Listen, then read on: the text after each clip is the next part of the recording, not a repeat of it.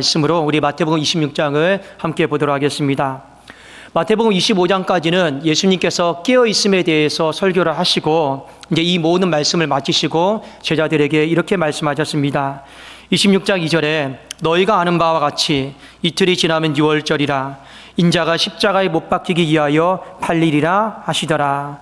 자, 먼저 유월절에 대해서 말씀을 드리겠습니다. 유월절은요, 구약의 3대 절기 중에서 가장 중요하고 가장 큰 절기입니다. 우리 한국으로 말하면 광복절과 똑같은 거예요. 그래서 유월절의 의미는 해방입니다. 그 430년 동안 애굽의 바로 왕의 압제로부터 이스라엘 백성들이 해방이 되어서 자유를 얻은 거죠. 자, 왜 예수님이 유월절과 십자가에 대해서 결부시켜서 말씀하셨느냐? 예수님의 십자가도 마찬가지입니다. 해방입니다. 무엇으로부터 해방입니까? 사탄, 마귀, 죄의 권세를 가진 자로부터 우리를 해방시키기 위해서 예수님이 십자가 지신 거예요. 근데 그 십자가가 의미가 명백하다라는 거예요. 왜 이 말씀을 드리느냐? 우리가 십자가를 생각하면 많은 사람들이 떠올리는 이미지가 있습니다. 아, 십자가 사랑, 십자가 헌신, 십자가 내려놓음. 맞습니다. 십자가는 다양한 의미가 있지만 예수님이 유월절과 십자가를 우리에게 말씀하신 가장 근본적인 의미는 해방이다. 제사함이다. 죄의 권세로부터 풀려난다. 이것이 바로 십자가의 의미고 이 의미를 명백히 하기 위해서 유월절에 대해 결부시켜서 말씀하셨습니다. 그리고 예수님이 세례 요한에게 세례를 받을 때 세례 요한이 이런 고백을 했죠. 보라, 하나님의 어린 양이로다. 하나님의 어린 양이라고 했어요. 그 하나님의 어린 양이 달리 말하면 유월절 어린 양, 유월절 희생양이다라는 거죠. 왜 이것도 중요하냐? 어떤 사람들은 간혹가다 이렇게 이야기를 합니다. 예수님의 십자가는 돌발적인 사건이다. 예수님의 십자가는 가룟 유다의 배신으로 일어난 사건이다. 아니에요. 예수님의 십자가는 철저하게 하나님의 계획과 하나님의 주권 가운데 유월절의 포커스에 맞춰져서 일어난 사건이다라는 것을 우리에게 일깨워주고 있습니다. 자, 예수님이 이 십자가를 지시기 전에 오늘 우리가 유월절에 대해서 언급을 하셨는데 주목해서 봐야 될 것은 뭐냐? 바로 이틀 후면 유월절이다라는 거예요. 나는 그때 십자가의 지도로 사람들의 손에 넘겨질 거다라는 거예요. 이 날짜가 중요합니다. 그리고 나서 자연스럽게 오늘 이어지는 내용이 뭐냐면 한 여인이 자신이 가지고 있는 가장 귀한 향유 옥합을 예수님이 식사 도중에 쏟아 부었단 말이에요. 자, 마태복음 26장 7절 한번 봅시다. 한 여자가 매우 귀한 향유 한 옥합을 가지고 나와서 식사하시는 예수의 머리에 부었다. 자, 이 향유를 요한복음에는 나드향이다. 이 향유의 종류에 대해서 언급을 했어요. 자, 이것은 매우 귀하고 매우 값이 나가는 거예요. 그리고 이것의 용도는 당시에 뭐였냐면 왕이나 가장 고귀한 신분을 가진 어떤 특정한 대상을 높이려고 이 향유를 부었습니다. 자, 그런데 요한복음에 보면 이 향유의 값이 300데나리온이에요. 자, 300데나리온의 값은 어떻게 되느냐? 보통 한 데나리온이 노동자 하루 품삯이에요. 근데 300데나리온이면 거의 1년의 품삯과 맞먹는 값이죠. 그러니까 내 1년치 월급을요, 하나님 앞에 그냥 다 드린 거예요. 누가요? 한 여인이. 그런데 언제 드렸느냐? 식사 도중에 부었단 말이에요. 여기에서 우리는 유대인들의 어떤 전통을 생각할 필요가 있습니다. 우리는 보통 소위 말하면 밥 먹을 때 개도 안 건든다고 그러잖아요. 밥 먹을 때 누가 건드는 거 되게 싫어해요. 그런데 식사 도중에 오늘 향유를 부었다? 잘 이해가 되지 않죠. 자, 이것은 유대인의 전통을 좀 이해하실 필요가 있습니다. 자, 우리가 잘 알고 있는 시편 23편 아시죠? 여호와는 나의 목자이시니. 자, 그 뒤에 보면 5절에 이런 구절이 있습니다. 자, 한번 5절 같이 한번 읽어보겠습니다. 시작.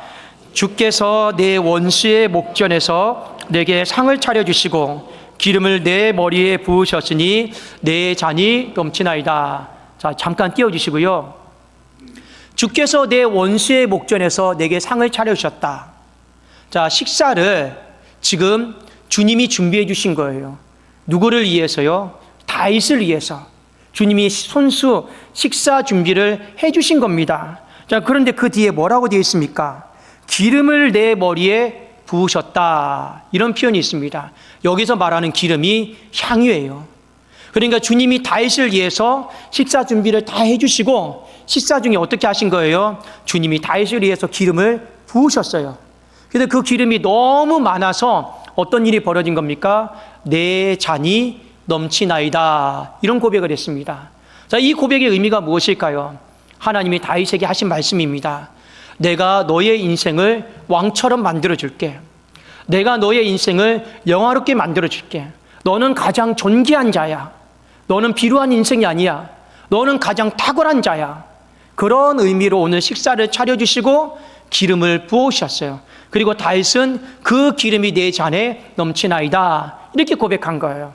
마찬가지로 한 여인이 식사 도중에 오늘 나드 향을 주님께 쏟아부은 건 어떤 의미가 있습니까? 주님이 이 식사의 주인이십니다.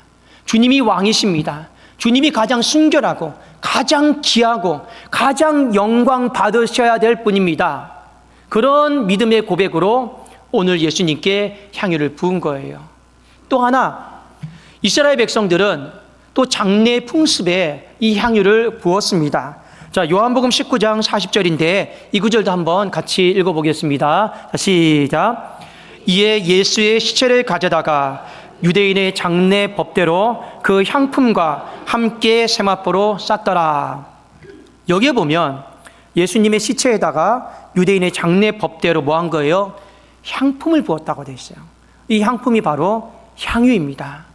그러면 왜 장례 때 이 기름을 부었을까? 어차피 없어질 기름인데 이것이 무슨 큰 의미가 있을까요? 이유가 있어요. 유대인들은요, 이스라엘 백성들은 믿은 게 있어요. 무엇을 믿었느냐? 내 몸이 영화롭게 부활할 것을 믿었습니다.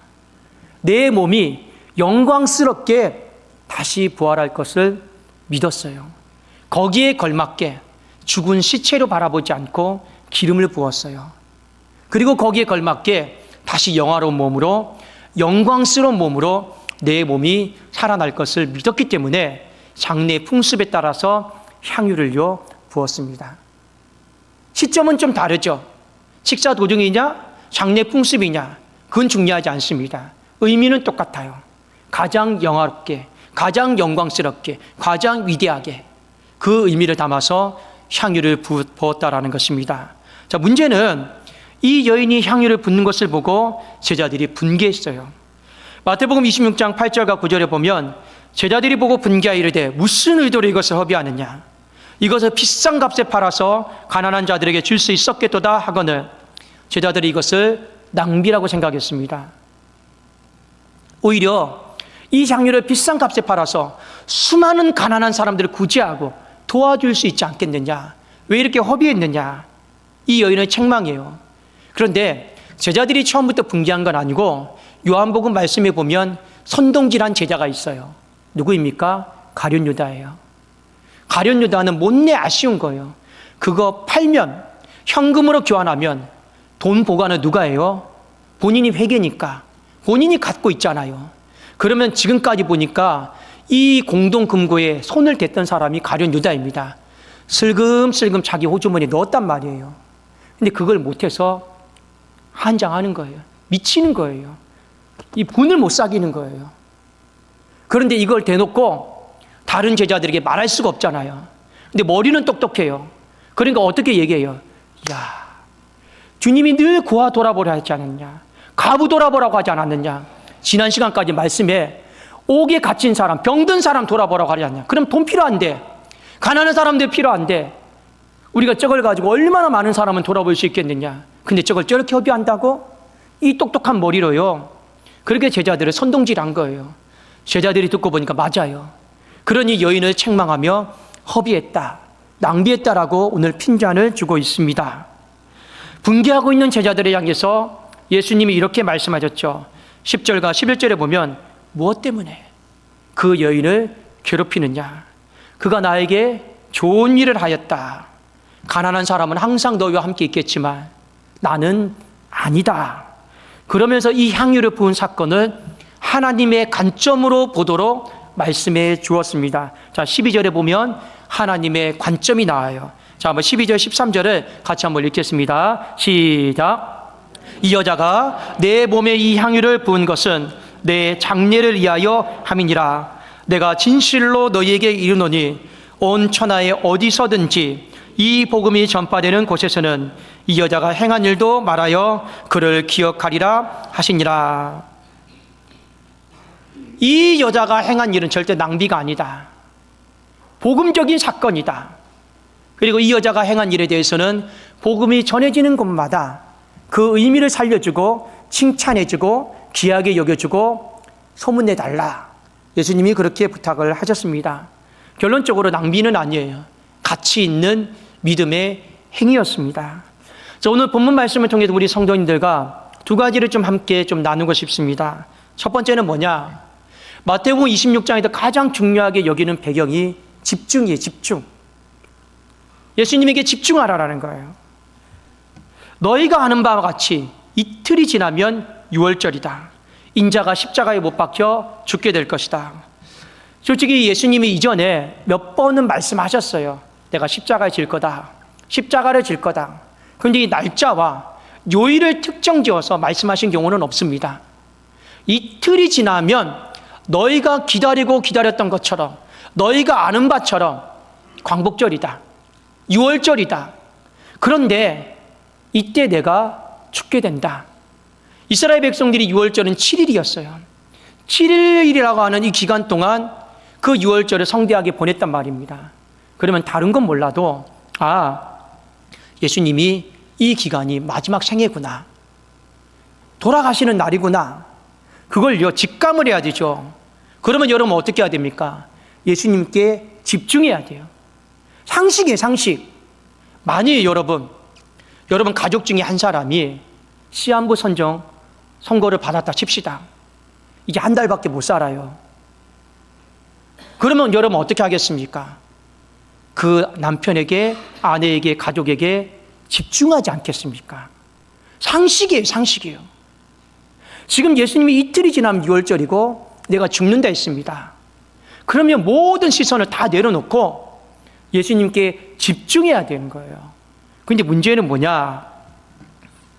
제자들은 사람에게 집중하고 있어요. 제자들은 물질에 집중하고 있어요. 그게 문제라는 거예요. 반면에 이 여인은 예수님에게 집중했어요. 예수님이 이틀 후면 유월절에 또 그 기간에 돌아가신다고 했지. 집중하니까 뭐가 보이는 거예요? 내가 주님을 위해서 뭘 할까? 상식입니다. 가족 중에 한 사람이 한 달이 있으면 죽는다예요. 그러면 집중하다 보면 이 한 달 동안 내가 이 남편을 위해서, 아내를 위해서 내가 무엇을 할까? 내 행동이 드러나게 되어 있습니다. 집중을 통해서 나오는 거죠. 그러니까 이 여인은요, 예수님께 집중하면서 자신의 향유를 다 쏟아 부은 거예요. 다 쏟아 부었죠. 여러분, 신앙은 무엇일까요? 신앙은 항상 대상이 있습니다. 하나님이에요. 신앙은 여러분, 내용이 있습니다. 하나님을 바라보는 거예요. 달리 말하면 하나님께 집중하는 겁니다. 그래도 우리가 서로에게 말하죠. 신앙생활 하다가 사람 바라보지 말라고, 환경 바라보지 말라고. 그건 신앙이 아니에요. 하나님 바라보는 것이 신앙의 처음부터 대상이었고, 신앙의 내용은 하나님 바라보는 거예요. 그걸 달리 말하면 말씀 바라본다, 그렇게 이야기를 하죠. 신앙의 본질이 그렇습니다. 더 나아가서 신앙의 본질은 뭐냐? 예수 그리스도의 십자가를 바라보고 집중하는 거예요. 문제는 뭐냐? 오늘날 이 시대가 내 삶의 문제, 내 인생의 문제 해결에 너무 집중을 많이 하더라라는 겁니다. 여러분, 많은 사람들이 궁금해해요. 하나님의 뜻은 무엇입니까? 제가 몇 가지를 한번 말씀을 드릴게요. 내가 이 길을 가는 것이 맞습니까? 하나님의 뜻이 궁금해요. 내가 이 사람과 결혼하는 것이 맞습니까? 하나님의 뜻이 궁금해요. 내가 이런 선택을 하는 것이 맞습니까? 하나님의 뜻이 궁금해요. 우리가 하나님의 뜻이 궁금한 이유는 어떻게 보면 굉장히 이기적입니다. 내 욕심이에요. 왜 이기적인 거 욕심인지 알겠죠? 인생 시간 낭비하지 않으려고, 돌아가지 않으려고, 혹시나 사람 잘못 만나서 이혼하지 않으려고. 우리는 그래서 하나님 앞에 묻고 또 묻는 거예요. 하나님이 예비하신 배우자입니까? 우리는 직장 가서 잘 지내고 싶어요. 금방 들어갔다 금방 나오기 싫어요. 근데 우리는 잘 모르잖아요. 그래도 우리는 기도하고 하나님의 뜻을 구할 때가 상당히 많이 있습니다. 하나님의 뜻이 정말 궁금해요. 근데 가만히 가슴에 손을 얹고 보면 내 욕심이에요, 그것도. 나를 위한 삶이에요. 왜요? 하나님의 뜻을 구하는 이유는 결국에 내 길이요, 내 선택이요, 내 만남에 대해서 하나님이 보증해 줬으면 좋겠다, 지켜줬으면 좋겠다라고 하는 이기적인 욕심들이 상당히 많이 있습니다. 나한테 집중하는 거예요. 나한테 집중하고 있는 거예요. 여러분, 이것뿐이겠습니까? 오늘의 신앙과 이전의 신앙이 한 가지 차이점이 있어요. 옛날에는 십자가에 집중을 참 많이 했습니다. 십자가에 집중하면서 내가 죄인이구나, 내가 정말 몹쓸 인생이구나, 그럼에도 불구하고 하나님이 은혜로 내 삶을 살려주셨구나. 그래도 여러분, 남은 생애를요 사명감 가지고 살았어요. 근데 지금은요, 솔직히 죄송하지만 십자가가 무뎌져 있습니다. 교회 안에서도 십자가 설교하는 교회도 별로 없고요, 이제는 그런 설교 자체를 듣기 싫어해요. 내 안에 편안한 마음, 위로받고 싶은 마음, 그런 설교를 많이 듣기를 원해요. 더 나아가서 오늘 한국교회 유튜브 설교들을 다 보십시오.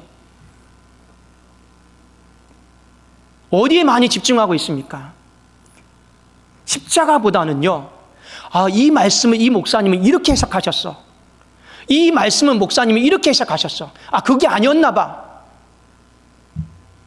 거기에 다 쫓아가요. 와, 이렇게 해석해 주니까 말씀이 되게 신선해. 거기에 다 쫓아가요. 여러분, 죄송하지만요, 십자가는 어제나 오늘이나 영원토록 신선한 게 아니에요. 십자가는 어제나 오늘이나 영원토록 여러분 새로운 게 아니에요. 그렇지 않습니까? 이 시대가 점점 어디로 올라가고 있다라는 거예요. 예수 그리스도의 십자가에 집중하고 있질 않아요. 그러니 내 죄인됨을 잃어버리고, 그 죄인됨을 생각하면 내가 그래도 이 몸 하나 주님 앞에 사명감 가지고 내 평생 주님 십자가에 못 박혀 죽겠노라고, 드리겠노라고, 이 신앙 고백이 다 없어졌어요. 이게 오늘날 우리 현실입니다. 그러다 보니 여러분 어떻게 됩니까? 신앙이 제자들처럼 계산에 익숙해져요. 내 몸살이게 되어 있어요. 내 건강살이고 있어요. 물론 여러분, 그렇게 한다고 해서 정지하고 잘못됐다라고 이야기하는 것은 아닙니다. 신앙의 본질에 대해서 우리 성도님들에게 말씀을 드리는 거예요. 신앙은 내 인생을 향한 하나님의 뜻을 알아가는 것도 중요하지만, 오늘 말씀을 통해 내가 하나님을 위해서 어떻게 내가 살 것인가, 이걸 빨리 깨닫고 행동하는 것이 더 중요하다. 그런데 이것은 어디를 통해서 나오느냐? 내가 예수님의 십자가에 얼마만큼 집중하느냐. 집중하지 못하면 내 인생의 문제만 보일 것이고, 집중하게 되면 주님을 위해서 내가 어떻게 살아야 될 것인가, 행동이 보이게 될 것입니다. 사랑하는 여러분, 우리 이번 한 주만큼은 예수 그리스도의 십자가에, 예수님의 말씀에 집중할 수 있기를 주의 이름으로 축원합니다. 두 번째, 공동체 안에서도 마찬가지입니다. 자, 공동체 안에서 서로 집중을 한번 해보십시오. 하나님이 우리에게 허락하신 공동체는 두 개가 있어요. 하나는 가정 공동체, 창세기 말씀에 나오죠. 또 하나는 교회 공동체입니다. 어느 것이 더 나으냐? 아니에요. 똑같아요. 가정 공동체도 하나님이 만드신 거고, 교회 공동체도 하나님이 만드신 거예요. 그래서 저는 우리 성도님들께 이런 말씀을 드리고 싶습니다. 가정에 소홀하면서까지 교회 일에 너무 매몰되지도 마시고, 또 한편으로는 가정만 너무 집중하면서 교회 일도 소홀하지는 마십시오. 왜냐? 이렇게 생각하시면 좋아요. 마차가 있어요. 수레바퀴라 생각하시면 됩니다. 하나는 가정 공동체, 하나는 교회 공동체예요. 그것이 우리의 인생의 공동체의 수레바퀴거든요. 하나만 잘 굴러간다고 해서 잘 굴러가지가 않아요. 그냥 가정과 교회 균등하게 적절하게 최선을 다하십시오. 어느 것 하나 소홀하지 마시고 포기하지 마시고, 그것이 성경이 우리에게 말하는 공동체의 관점이기 때문에 그렇습니다. 자, 여러분 이번 한 주 가정을 집중하고 교회를 한번 집중하면서 한번 서로를 보십시오. 아, 저 사람이 힘들어하고 있구나. 저 사람이 좀 버거워하고 있구나. 아, 저 사람에게 힘든 시간이 찾아왔구나. 그러면 여러분 집중하다 보면 어떤 생각이 들까요? 아, 내가 저 사람 짐 좀 덜어줘야겠다. 내가 저 사람을 위해서 같이 기도해줘야겠다. 이런 생각과 마음이 들지 않겠습니까? 교회도 마찬가지예요. 빈자리가 보이죠. 어려움이 보이죠. 그러면 아, 내가 교회의 짐을 좀 덜어줘야겠다. 이런 마음들이 생기지 않을까요? 오늘 주님이 제자들에게 완곡하게 말씀하셨어요. 뭐라고 말씀하셨냐? 이번 주간에 내가 좀 힘들다. 이번 주간에 내가 좀 힘들다.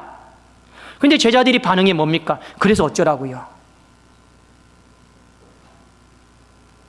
여러분, 가정에서 남편이든 아내든 서로에게 이야기를 했습니다. 여보, 나 좀 힘들어.